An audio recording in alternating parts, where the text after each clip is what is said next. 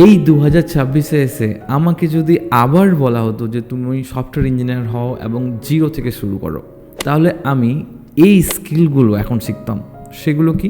আগে আমরা যখন সফটওয়্যার ইঞ্জিনিয়ার হয় তখন নর্মাল একটা প্রোগ্রামিং জানলেই কিন্তু চাকরি পাওয়া যেত, কিন্তু এই এআইয়ের যুগে সেই নর্মাল পদ্ধতিতে যদি আমরা যাই তাহলে কিন্তু আমরা চাকরি পাবো না।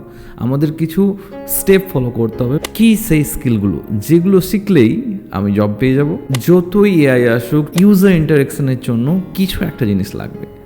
সেটা এখন টপ ডিমান্ড এখন বর্তমানে কে আছে? রিয়্যাক্ট। তাহলে আমি যদি শুরু করতাম ওই জাভাস্ক্রিপ্ট বা রিয়্যাক্ট থেকে। কেন আমি বললাম রিয়্যাক্ট থেকে স্টার্ট করতে? কারণ এখানে আমরা খুব তাড়াতাড়ি আউটপুট দেখতে পাই, যেটা আমাদের অনেক বেশি মোটিভেট করে। লাইক আমি একটা ওয়েব অ্যাপ্লিকেশন বানিয়ে দিলাম, আমি একটা ওয়েবসাইট বানিয়ে দিলাম, আমি একটা অ্যান্ড্রয়েড অ্যাপ বানিয়ে দিলাম, তাহলে এটা আমাকে অনেকটা মোটিভেট করবে, কারণ আমি ভেরি কুইকলি আউটপুট দেখতে পাবো। সেকেন্ড, আমি যদি ব্যাক এন্ড সার্ভিসেসের কথা ভাবি, তাহলে আমার ফার্স্ট অ্যান্ড লাস্ট চয়েস হচ্ছে পাইথন হচ্ছে একটা ফিউচার, যেখানে এআই রিলেটেড থিংসগুলো আমরা করতে পারি, ডেটা অ্যানালিটিক্সের থিংসগুলো আমরা করতে পারি, অ্যান্ড যে কোনো কাজকে ভেরি কুইকলি করতে পারি, এবং প্রচুর হেল্পফুল মডিউল আছে পাইথনের ক্ষেত্রে। তার পাইথন হচ্ছে আমি ব্যাক এন্ড সার্ভিসের জন্য শিখতাম। তারপরে আমাদের মোস্ট ইম্পর্টেন্ট শেখা হবে, যদি আমরা ইনিশিয়াল স্টেজে শুরু করি, দ্যাট ইজ এজেন্টিক এআই। ধরো আমি একটা এআই এজেন্ট তৈরি করলাম, সেই এআই এজেন্টটা কমিউনিকেশনস বা ইংলিশ শিখতে সাহায্য করবে। তাহলে মানে ওই যে এআইকে বা এলএলএমকে ইউজ করে এজেন্ট তৈরি করা, বা এলএলএমকে কীভাবে ইউজ করতে হয় পাইথন দিয়ে, সেটা আমাদের কিন্তু খুব ভালো করে শিখতাম।